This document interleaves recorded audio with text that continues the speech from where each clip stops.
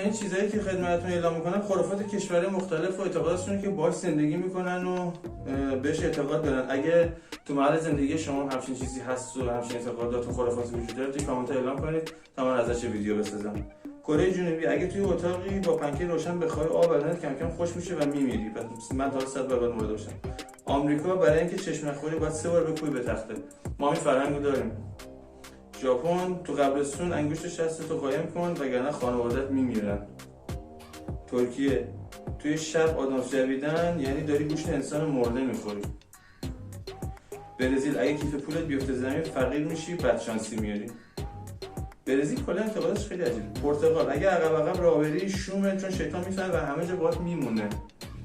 خوش عجیب ورزش این. مصر قیچی رو الکی بازه بسته نکن بدشانسی میاری. خب اینم ویدیو امروز، امیدوارم لذت برده باشید.